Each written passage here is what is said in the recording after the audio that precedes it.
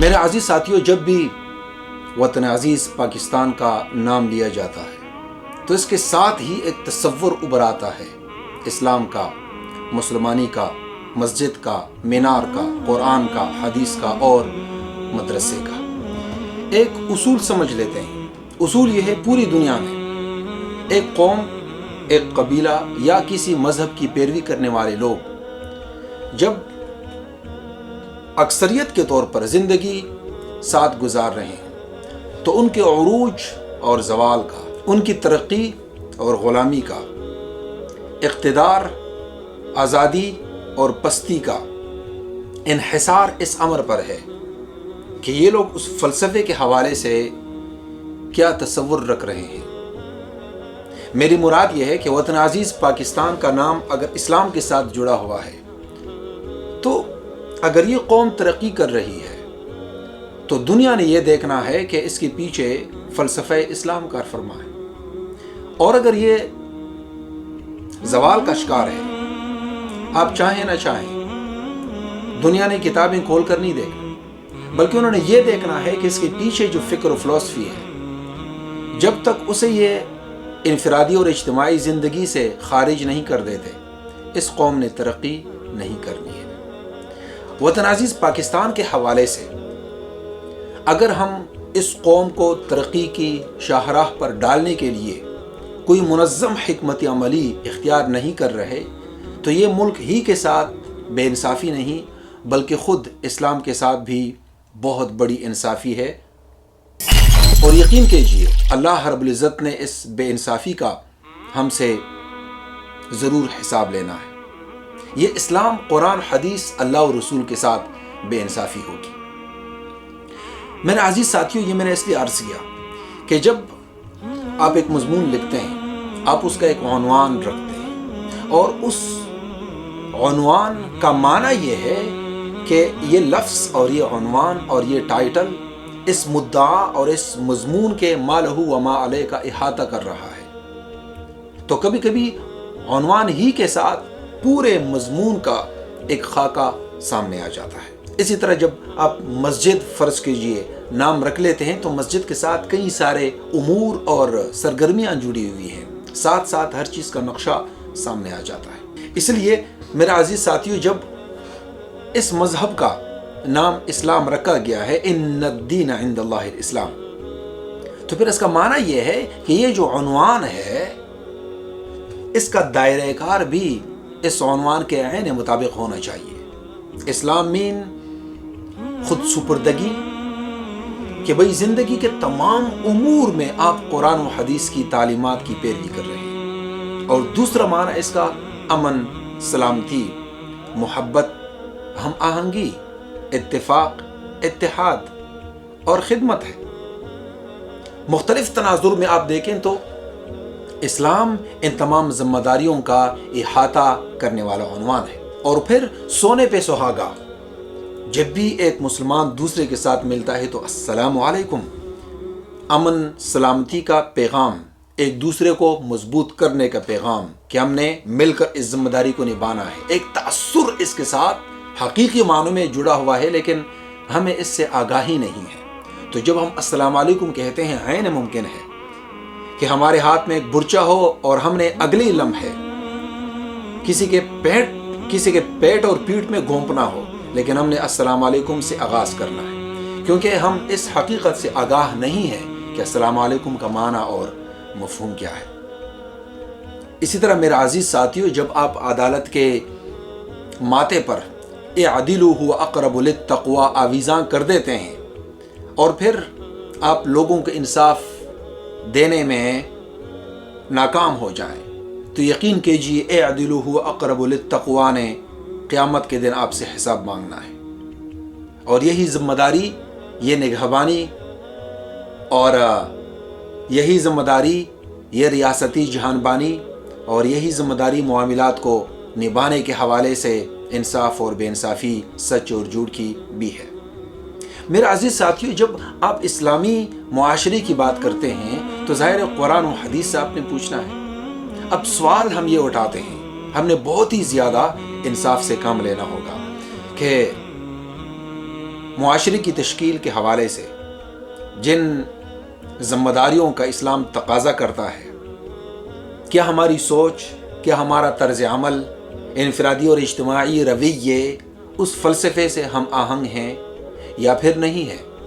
انفرادی زندگی میں، اجتماعی زندگی میں، معاملات میں، تجارت میں، لین دین میں، رویے میں، اخلاقی اقدار میں، رات اور دن، شب و روز، داخلہ اور خارجہ پالیسی میں ہم ان کن امور کو پیش نظر رکھ رہے ہیں؟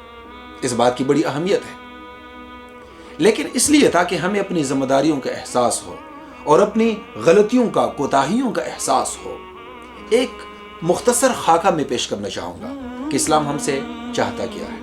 میرا عزیز ساتھیوں، یہ لازم امر ہے کہ جتنے بھی امور سامنے آتے ہیں، جتنے بھی اعمال سامنے آتے ہیں، جتنے بھی کردار سامنے آتے ہیں، اس کا سرچشمہ، اس کی بنیاد فکر و فلسفی اور اعتقاد ہے۔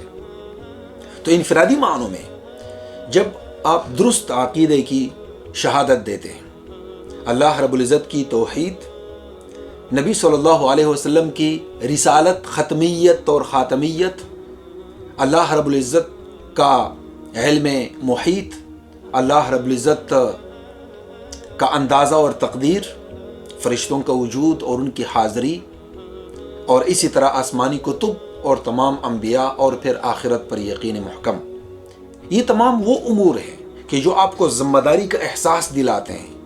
میں نے کہا ذمہ داری کا احساس دلاتے ہیں، اس سے مراد یہ ہے کہ جب آپ ایک سرگرمی میں مصروف ہوتے ہیں تو آپ نے اللہ رب العزت کو حاضر ناظر جاننا ہے، اور اللہ رب العزت کا تصور یہ بحیثیت ذات کے آپ کے ذہن میں واضح نہیں ہے، لیکن اتنی بات ہے کہ اس کام کو سر انجام دیتے ہوئے آپ کے ذہن میں یہ خیال آئے کہ کیا یہ اللہ رب العزت کے منشا اور رضا اور ہدایت کے مطابق ہے یا نہیں ہے۔ اس کو کہتے ہیں اللہ رب العزت کی توحید کا عقیدہ۔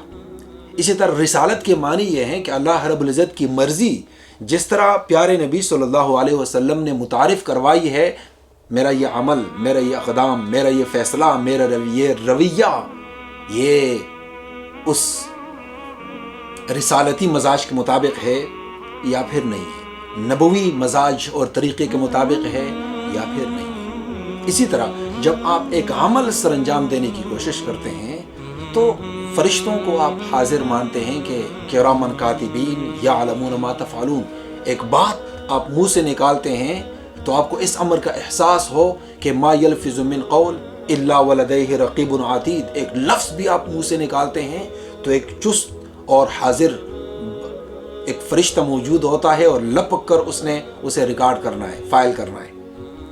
جب آپ ان تمام امور کا احساس رکھتے ہیں تو آپ بڑا سوچ سمجھ کر قدم اٹھائیں گے۔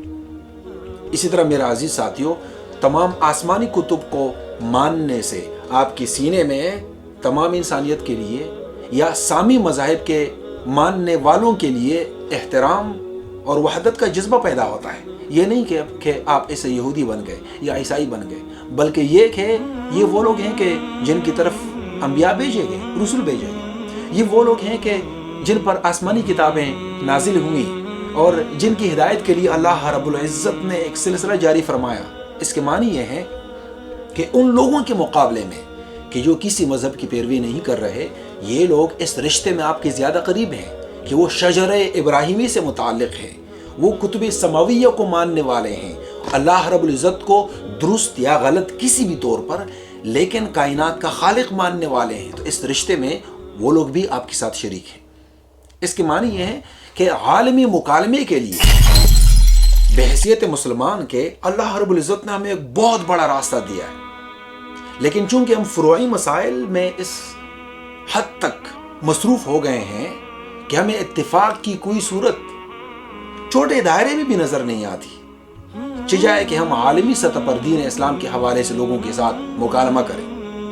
اور اس حوالے سے قحط الرجال کا دور ہے، عالمی ملت مسلمہ کے مسائل کو جرت مندانہ نہ کہ دفاعانہ حوالے سے پیش کرنے کی جو ذمہ داری ہمارے کاندھوں پر عائد ہوتی ہے، تو دین اسلام کے نمائندے اس کے لیے علمی طور پر، تحقیقی طور پر بالکل بھی تیار نہیں ہے۔ ہمیں اس حوالے سے بڑا کام کرنا ہوگا۔ اس عقیدے جو کہ آپ کو ذمہ داری کے لیے تیار کرتا ہے کے بعد دوسرا درجہ، دوسرا نمبر جو آتا ہے وہ عمل کا آتا ہے۔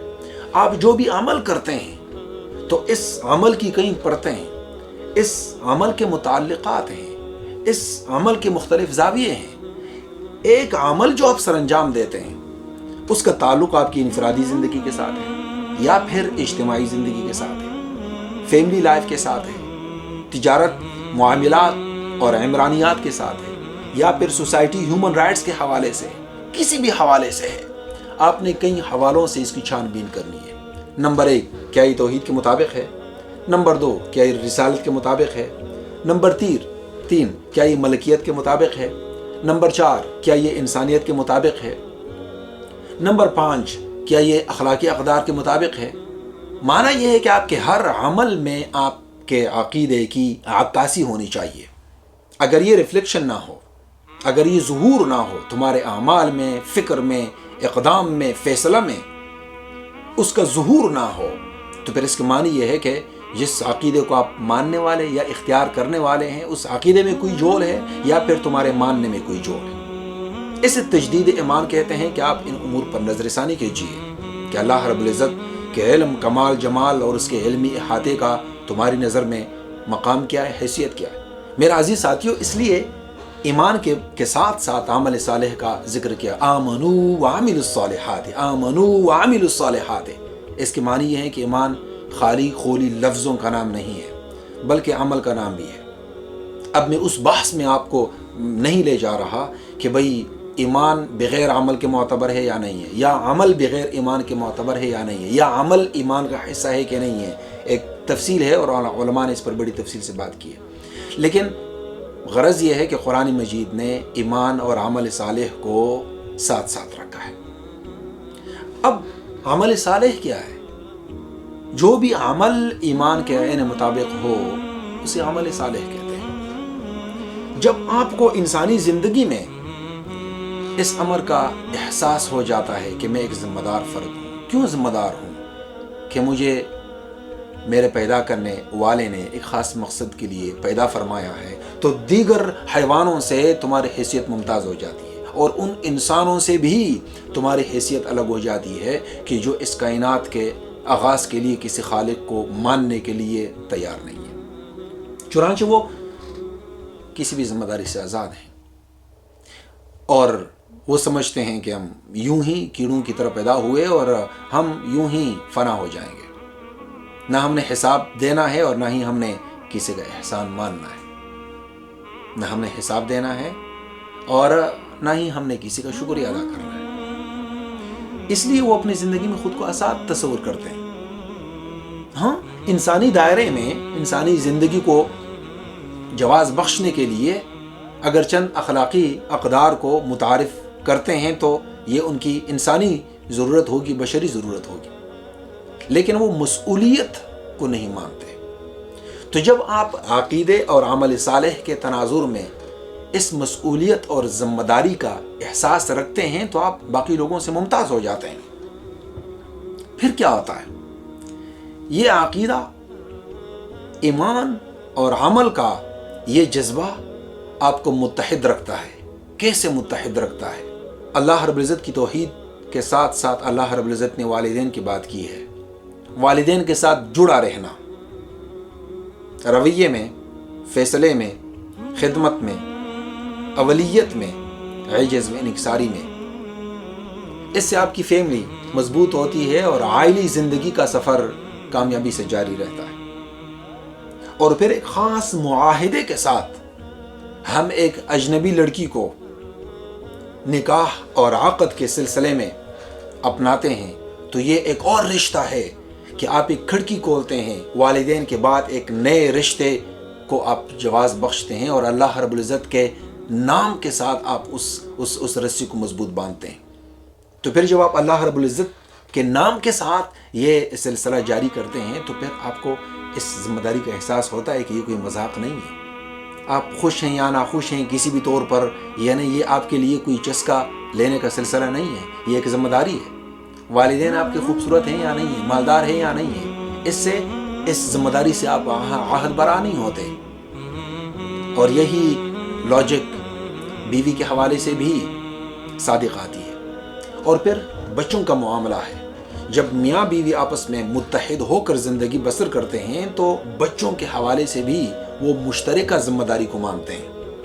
اب دیکھیں، والدین کے حوالے سے، بیوی کے حوالے سے، بچوں کے حوالے سے، آپ کا معاشرہ اور ذات کے دائرے سے آپ سماج کے دائرے کی طرف دھیرے دھیرے بڑھتے ہیں، ذمہ داری کے احساس کے ساتھ، مسئولیت کے احساس کے ساتھ، روحانیت کے احساس کے ساتھ کہ آپ نے ان تمام امور کا اگر آپ اس میں کوتاہی کرتے ہیں جواب دہ ہیں اور آپ نے جواب دینا ہے. پھر میرے عزیز ساتھیوں، نماز پڑھتے ہوئے ہم اللہ رب العزت سے اپنی روایت کو منسوب کرتے ہیں، اپنی زندگی کو جوڑتے ہیں. تو اللہ رب العزت کو خالق مانتے ہوئے ہم بار بار اس کا اظہار کرتے ہیں، اس کی تجدید کرتے ہیں اور اس کی تعمیل کرتے ہیں. تو پھر نبی صلی اللہ علیہ وسلم نے فرمایا کہ جب آپ مل کر نماز پڑھتے ہیں تو یہ انفرادی نماز سے کہیں بہتر ہے. اب دیکھیں، معاشرے کی طرف آپ کا رجحان بڑھ رہا ہے. دین اسلام آپ کو معاشرے کی ذمہ داری کے لیے آپ کو تیار کرتا ہے. پھر آپ مسجد جاتے ہیں، کئی لوگوں سے آپ کی ملاقات ہوتی ہے، صاف ستھرا ہو کر، صاف لباس میں، لائن بنا کر، صف بنا کر آپ ایک امام کی مطابقت کرتے ہیں، اقتداء کرتے ہیں. اس سے آپ کے ذہن میں یہ تاثر پیدا ہوتا ہے کہ ہاں، میں نے جماعت کے ساتھ رہنا ہے اور میں نے منظم انداز سے زندگی بسر کرنی ہے، اور میں نے ایک امیر، میں نے ایک سپسالار، اور میں نے ایک امام، اور میں نے حاکم، اور میں نے ایک سربراہ کی مطابقت بھی کرنی ہے. اور یہ مطابقت اس وقت تک قائم ہوگی جب تک وہ مطابقت ہدایت کے عین مطابق ہے، اصولوں کے عین مطابق ہے، پالیسی کے عین مطابق ہے.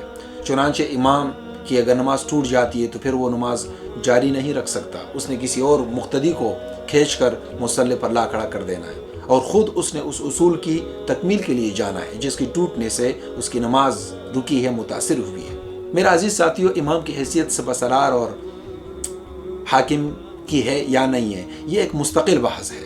ہمارے معاشرے میں یقیناً نہیں ہے، اور لیکن اس عنوان کو اسلام نے کیا حیثیت اور مقام دیا ہے، ایک مستقل بحث ہے. اس وقت میں مدعا یہ ہے کہ اسلام ہمیں منظم زندگی کے لیے کس طرح اپنے عقیدے اور عمل میں اور ہدایات اور تعلیم میں تیار کرتا ہے.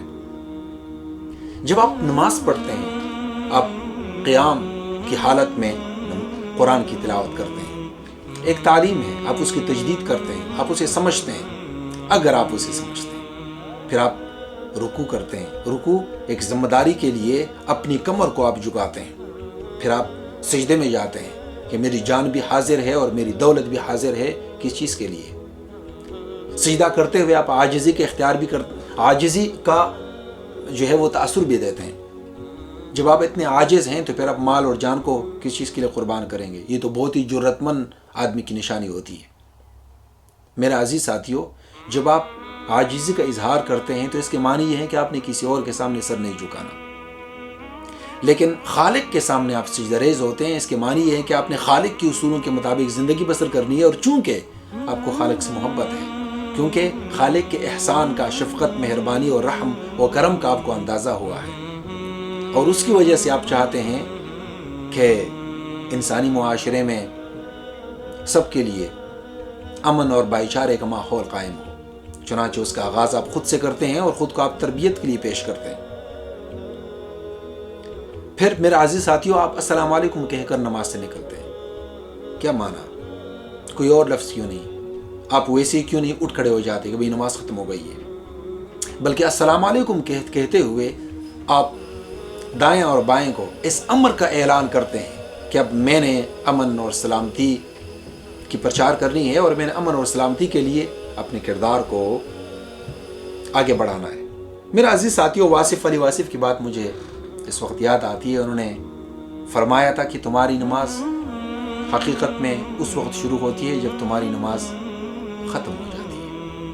اس کا اشارہ ان ذمہ داریوں کی طرف تھا کہ جو ذمہ داریاں ہمارے اوپر عائد ہوتی ہے نمازی کی حیثیت سے. اس نماز کو ہم نے معاشرے میں پھر ظاہر کرنا ہے. اگر نماز پڑھ کر آپ انسانیت کے لیے فتنہ و فساد بنتے ہیں، انتشار بنتے ہیں، دوغلاپن کا مظاہرہ کرتے ہیں، آپ جھوٹے آدمی ہیں اور آپ فساد پھیلاتے ہیں، آپ ظلم کرتے ہیں، لوگوں کے حقوق پر ڈھاکہ ڈالتے ہیں، آپ غریبوں پر ظلم کرتے ہیں، تو تمہاری نماز تو پہلے ہی ختم ہو گئی ہے۔ ایسی نماز تو مار دی جائے گی چہرے پر۔ قرآن مجید نے اسی کی طرف اشارہ کیا ہے کہ ایسے لوگ کہ جو بڑا کہتے ہیں کہ ہم دنیا کے خالق اور آخرت کے خالق کو ماننے والے ہیں، دین کو ماننے والے ہیں، وہ حقیقت میں یکذب بالدین، تکذیب کرنے والے ہیں، وہ مکذبین ہیں۔ اور ان کی علامت کیا ہے؟ علامت یہ ہے کہ یہ لوگ کنجوس ہیں، یمنعون الماعون، یہ لوگ متکبر ہیں، یراؤن، ان کے سینے میں، ان کے دل میں کوئی احساس نہیں ہے، کوئی درد نہیں ہے۔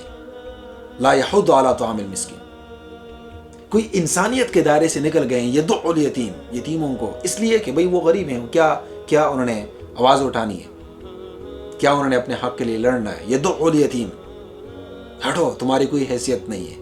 جن کا رویہ یہ ہوتا ہے تو ان کی نماز اللہ رب العزت کے دربار میں قبول نہیں ہے۔ آپ سمجھ سکتے ہیں میرے عزیز ساتھیوں کہ عقیدے، آپ کے عمل، آپ کی نماز اور تلاوت کا ظہور اگر انسان دوستی کی صورت میں نہ ہو تو پھر آپ کو عقیدے پر بھی، عمل پر بھی، تلاوت پر بھی، نماز پر بھی نظر ثانی کی ضرورت ہے۔ میرا عزیز ساتھیوں، جب آپ آگے قدم بڑھاتے ہیں، جماعت کی نماز کے بعد جمعے کی نماز ہے، اس میں آس پاس کے گاؤں سے بھی لوگ امڑ کر شریک ہوتے ہیں، شامل ہوتے ہیں۔ تو آپ ذات کے دائرے سے نکل کر والدین کے دائرے سے نکل کر والدین کے دائرے کے ساتھ بیوی اور بچوں کا دائرہ شامل کرتے ہیں، اور پھر یہ دائرہ وسیع ہوتا ہے مسجد کی طرف، اور مسجد کا دائرہ جمعے کی طرف وسیع ہوتا ہے۔ تو آپ کے سینے میں بھی وسعت آتی ہے، کئی لوگوں کے ساتھ آپ کا تعارف ہو جاتا ہے۔ ہر انسان کو اللہ نے مختلف صلاحیت سے نوازا ہے، تو آپ اپنی صلاحیت لوگوں کی بہتری اور خدمت کے لیے، ترقی کے لیے پیش کرتے ہیں، اور لوگوں کی صلاحیتوں سے اپنے انداز سے آپ مستفید ہوتے ہیں۔ تو آپ مثقف بن جاتے ہیں، آپ ماہر بن جاتے ہیں، کیونکہ انسانی رشتے میں آپ اس طرح جڑ جاتے ہیں کہ آپ ایک ذات میں ایک انجمن کی شکل اختیار کر لیتے ہیں۔ تو گویا اسلام ٹیم ورک کے لیے، جماعتی زندگی کے لیے آپ کو تیار کرتا ہے۔ چنانچہ ایک بندہ اپنی ذاتی انفرادی زندگی میں بڑا ہی نیک اور پارسا کیوں نہ ہو، لیکن اگر انسانی حقوق کے معاملے میں وہ لیت ولعل سے کام لیتا ہے، غفلت کا مرتکب ہو رہا ہے، تو پھر اس کے مقابلے میں وہ بندہ کہ جو نیک اعمال واجب اور فرض کی حد تک سر انجام دیتا ہے، لیکن تعزیت، شادی، غم، خدمت، لین دین، آمد و رفت، عام انسانی لوگوں کے ساتھ تعلقات کے معاملے میں وہ بڑا ہی سماجی مزاج کا حامل ہے، تو ایک حدیث کے مطابق ایسے مسلمان کی حیثیت بہت ہی زیادہ۔ اس لیے اسلام ہمیں رہبانیت کی تعلیم نہیں دیتا۔ اس لیے ایسے لوگ کہ جو صوفی بن کر انسانی معاشرے سے خود کو کاٹ دیں، مذہب کے نام سے بڑے خوبصورت عنوان کے ساتھ کہ رزق دینے والی اللہ رب العزت کی ذات ہے، اپنے بیوی بچوں کو بغیر کسی آسرے کے چھوڑ دینا، یہ کبھی بھی اسلام کی خدمت نہیں ہے۔ قرآن و حدیث میں ہمیں کوئی ایسی تعلیم نظر نہیں آتی، کوئی ایسی ہدایت نظر نہیں آتی۔ آپ ذمہ داری سے بھاگ رہے ہیں۔ جب تک آپ بیوی بچوں کا خرچہ واپسی کی حد تک ادا کرنے پر قادر نہیں ہے تو آپ پر تو حج بھی فرض نہیں ہے۔ حج کی فرضیت کے لیے بھی یہ لازم ہے۔ تو بنیادی ذمہ داریوں سے آپ بھاگ نہیں سکتے۔ اگر آپ بھاگتے ہیں تو اسے کم از کم اسلام کا عنوان نہ دیں، اپنی غفلت گردانے تاکہ توبہ کی توفیق آپ کو نصیب ہو۔ جہاں تک دین اسلام سیکھنے کی بات ہے، وہ تو فرض کی حد تک تو فرض ہے، لیکن اس کے لیے شرائط بھی زیادہ نہیں ہے، وہ مشکل بھی زیادہ نہیں ہے۔ اس حد تک تو اللہ رب العزت نے اس پورے سلسلے کو بڑا واضح اور آسان سہل رکھا ہے۔ میرا عزیز ساتھیوں، جمعے کے دن پھر امام خطبہ دیتا ہے، اور خطبے کا حقیقی تصور یہ ہے کہ اس میں سماجی مسائل پر بات ہو، اس میں ذمہ داریوں پر بات ہو، حقوق پر بات ہو، امن پر بات ہو، انسانی رشتوں کی حرمت پر بات ہو، ریاستی امور پر بات ہو، داخلہ اور خارجہ پالیسی پر بات ہو، ترقی پر بات ہو، صنعت زراعت پر بات ہو، اور ان امور پر بات ہو کہ جنہیں سر انجام دیتے ہوئے اللہ رب العزت کی ذمہ داری کا احساس کس طرح انسانی زندگی کو ترقی اور فروغ بخشتا ہے۔ ان تمام امور پر بات ہوتی ہے تو انسانوں کو احساس ہوتا ہے کہ بھئی مسلمان ہونا کوئی آسان کام نہیں ہے، یہ شہادت کے الفت میں قدم رکھنا ہے، لوگ آسان سمجھتے ہیں مسلمان ہونا۔ تو میرے عزیز ساتھیوں، یہ پوری بات جو میں عرض کر رہا ہوں حقیقی معنوں میں اس تمہید کا جواب دینے کی کوشش کر رہا ہوں جہاں سے میں نے بات کا آغاز کیا کہ بھئی ایک اکثریت میں جب لوگ رہتے ہیں اور ایک فلسفے کو ماننے والے ہیں تو اگر یہ قوم ترقی کر رہی ہے تو یہ اس امر کا ثبوت ہے کہ بھئی اس فلسفی میں بڑا وزن ہے، بڑی جان ہے۔ اگر یہ لوگ انتشار اور زوال کا شکار ہیں تو اس کے معنی یہ ہیں کہ یا تو یہ مذہب غلط ہے اور پھر یا تو مذہب کی جس تعبیر کی یہ لوگ پیروی کر رہے ہیں وہ تعبیر درست نہیں ہے، ناقص ہے۔ میرا اشارہ اسی طرف ہے کہ اس وقت مساجد کی جو بنیادی ذمہ داری ہے انسانی رشتوں کی حرمت کے فروغ کے حوالے سے، انسانیت کے حقوق کے معاملے میں ذمہ داریوں کی تعمیل اور تکمیل کے حوالے سے، اس وقت نئی نسل کو جو چیلنجز درپیش ہیں، شکوک اور شبہات ان کے دماغ میں جو امڑ رہے ہیں، ان کے تشفی بخش جوابات دینے کے حوالے سے جو ذمہ داری نمائندگان مذہب پر عائد ہوتی ہے، ہم اس حوالے سے کامیاب ہیں یا ناکام ہیں اس کا فیصلہ آپ نے کرنا ہے۔ اگر آپ مجھ سے پوچھیں گے تو میرا جواب بڑا تلخ ہوگا اور وہ یہ ہے کہ نہیں، بالکل بھی نہیں۔ جزوی فروعی اختلافات کے حوالے سے مناظرہ بازی میں ہم اس حد تک مصروف ہو گئے ہیں کہ ہم معاشرے کو اس عمل میں تقسیم در تقسیم کے سلسلے سے گزار رہے ہیں، اور یہ بہت بڑا ظلم ہے انسانیت کے ساتھ۔ اور جو بنیادی انسانی بشری حقوق کے حوالے سے ذمہ داریاں ہوتی ہیں، لوگ پریشان ہوتے ہیں تو مسجد کے پاس اس کا کوئی حل نہیں ہے، مذہب کے نمائندے کے پاس اس کا کوئی حل نہیں ہے۔ وہ ان معاملات اور مسائل میں مصروف ہے کہ جس کا نہ اس دنیا سے تعلق ہے نہ آخرت کے ساتھ تعلق ہے، اور نہ ہی وہ منسوس امور ہے، کیونکہ ایک بات قرآن و حدیث میں جب واضح انداز سے موجود ہوتی ہے تو منسوس ہوتی ہے، اور جو بات منسوس اور محکم ہوتی ہے اس پر بحث کرنے کی ضرورت ہی پیش نہیں آتی ہے۔ بحث کرنے کے لیے آپ نے اختلافی نکات کو تلاش کرنا ہوگا، اور اختلافی نکات کی طرف جب آپ بڑھتے ہیں تو آپ اس امر کو بھول جاتے ہیں کہ چونکہ یہ اختلافی نکات ہے تو یہ معاملہ کفر و اسلام کا نہیں ہے۔ تو مناظرہ بازی میں اس طرح ایک دوسرے پر کتابیں پھینکنا، کفر اور ضلالت گمراہی کے فتوے بانٹتے رہنا، اس سے معاشرہ کس قدر تقسیم ہوگا آپ کو اندازہ بھی ہے۔ اور کیا ہم یہ غلطی کر رہے ہیں یا نہیں کر رہے ہیں؟ میرا عزیز ساتھیوں، جامع مسجد کے بعد یہ سلسلہ پھر آگے بڑھتا ہے عیدین کی طرف۔ عید الفطر، عید الاضحیٰ میں ذات کے دائرے سے نکل کر والدین کے دائرے میں پھر بیوی بچوں کا دائرہ شامل ہوتا ہے، پھر مسجد قریہ کا دائرہ شامل ہوتا ہے، اور پھر سماج کا یہ دائرہ بڑھتا چلا جاتا ہے۔ تو عیدین میں یہ اکثریت اور بڑھ جاتی ہے، یہ دائرہ مزید وسعت پذیر ہوتا ہے، آپ کے سینے میں انسانیت کے لیے وسعت مزید بڑھ جاتی ہے۔ اللہ اکبر کا نعرہ لگاتے ہوئے مسجد کی طرف جاتے ہیں، خوبصورت کپڑے پہنتے ہیں، خوشبو لگاتے ہیں، اور پھر اسی ترانے کے ساتھ واپس لوٹ آتے ہیں، صدقہ فطر بھی ادا کرتے ہیں، غریبوں کو شامل کرتے ہیں اس خوشی میں۔ اب دیکھیں انسانیت کو اس دائرے میں آپ شامل کر رہے ہیں۔ کفارے میں بھی کیا ہے بھئی، غریبوں کو کھانا کھلاؤ، انہیں کپڑے پہناؤ، کیا ہے یہ انسانیت کے دروازے ہیں جو آپ کھول رہے ہیں، آپ ویلکم کر رہے ہیں انسانیت کے لیے۔ آپ یہ ظاہر کر رہے ہیں کہ آپ کے سینے میں کتنی وسعت ہے اور آپ کے دل کا دروازہ انسانیت کے لیے کتنا وسیع ہے۔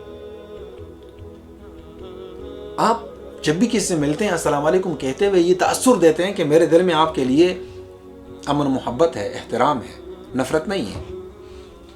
اسے ہم منافقت ہی کہہ سکتے ہیں کہ السلام علیکم کہنے کے بعد بھی اگر آپ کے دل میں منافقت ہے اور نفرت ہے۔ میرا عزیز ساتھیو، یہ دائرہ عیدین، عید الفطر کے بعد عید الاضحیٰ پر جا کر محیط ہوتا ہے، تو وہاں پر اس سے بڑی قربانی آپ دیتے ہیں، اور وہ قربانی ابراہیمی نسبت کی وجہ سے آپ دیتے ہیں۔ ابراہیمی نسبت میں عید الاضحیٰ کا فلسفہ یہ ہے کہ اس میں یہودیت اور عیسائیت بھی شامل ہو جاتے ہیں۔ یہودیت، عیسائیت، شمولیت کے معنی نسبت ابراہیمی کی تجدید ہے۔ آپ جب اس یادگار کو قائم کرتے ہیں، میں جب بھی دین اسلام کی اس جامعیت کے حوالے سے غور کرتا ہوں اور پھر اپنے معاشرے پر نظر ڈالتا ہوں واللہ بڑی تکلیف ہوتی ہے۔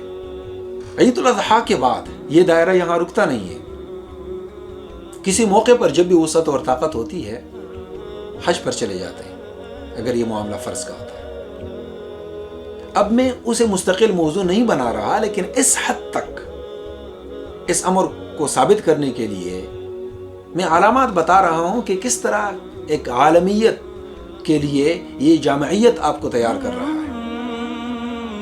یعنی آپ ایک اس گلوبلائزیشن کے اس دور میں آپ اس پوری دنیا کا ممبر بن جاتے ہیں، آپ ایک خطے سے نکلتے ہیں، قریہ کی طرف، سماج کی طرف، قوم کی طرف، اب آپ عالمیت کی طرف نکلتے ہیں۔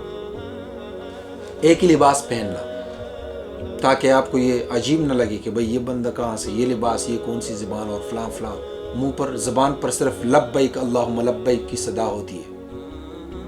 پھر آپ طواف کرتے ہیں، مرکزیت کا اندازہ لگائیے، حجر اسود چومتے ہیں، سبھی چومتے ہیں۔ اب دیکھیں وحدت کا آپ اندازہ دیکھیں، جس طرح دسترخوان پر بیٹھ کر ایک ہی گلاس سے ایک گھر والے پانی پیتے ہیں۔ آج کل تو خیر یہ روایت اب ناپید ہوتی جا رہی ہے، لیکن حجر اسود کو جب چومنے والی بات مختلف اس کی حکمتیں ہیں، لیکن آپ اندازہ لگائیے صفا مروہ میں جب آپ سعی کرتے ہیں، اب آپ اسماعیلی اور ہاجری اس نسبت کو زندہ کرنے کی کوشش کرتے ہیں کہ بھئی مقصد کیا تھا، آپ کا مینا جانا، رمی جمرات کرنا، مزدلفہ میں پھر وہاں رات گزارنا، عرفات میں وہاں کھڑا ہونا، سبحان اللہ، پھر قربانی کر کے حلق یا قصر کر کے احرام سے نکلنا، سبحان اللہ، آپ اس سے ایک عالمگیر شخصیت بن جاتے ہیں۔ اس سوال کو میں دوبارہ آپ کی خدمت میں پیش کرتا ہوں۔ سوال یہ ہے کہ ایک خطے میں، ایک علاقے میں کئی لوگ ایک خاص عنوان کے ساتھ جب مل کر زندگی بسر کرتے ہیں، ایک خاص مذہب کا نام لیوا ہیں، اس قوم میں امن ہے تو یہ اس امر کی علامت ہے کہ یہ جس فکر اور فلسفے کو ماننے والے ہیں، اس فلسفے اور فکر میں طاقت ہے، اس فلسفے میں جامعیت ہے، وہ انسانیت کا خیر خواہ اور انسانیت کا عالم بردار ہے۔ اس معاشرے میں اگر ترقی ہے، روزگار ہے، انصاف ہے، تعلیم ہے، علاج معالجے کی سہولیات موجود ہیں، تو اس کے معنی یہ ہے کہ اس فلسفے میں طاقت ہے، یہ اس عقیدے کو قبول کیے ہوئے ہیں، اس عقیدے میں طاقت ہے، اس عمل میں طاقت ہے، اس آئین میں طاقت ہے، جس کا نام لے لے کر یہ لوگ تکتے نہیں ہیں۔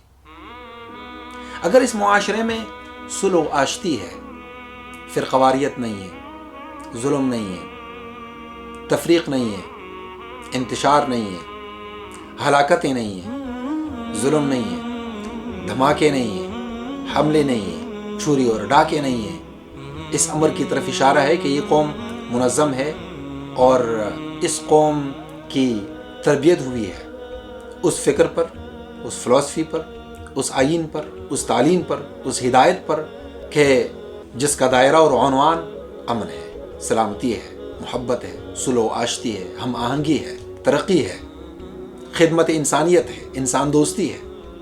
اس سوال کے ساتھ میں رخصت ہو رہا ہوں کہ اب جب وطن عزیز پاکستان کے اس دائرے پر آپ غور کرتے ہیں جو ہمارے اجتماعی حوالے سے فیصلے ہیں، داخلہ خارجہ پالیسی ہے، لوگوں کے رویے ہیں، معاملات کے حوالے سے ہماری جو پوزیشن ہے، کیا اس سے اسلام کی نمائندگی ہوتی ہے یا پھر جہالت، منافقت اور کفر کی نمائندگی ہوتی ہے؟ یہ سوال میں اپنے سننے والوں پر چھوڑ رہا ہوں۔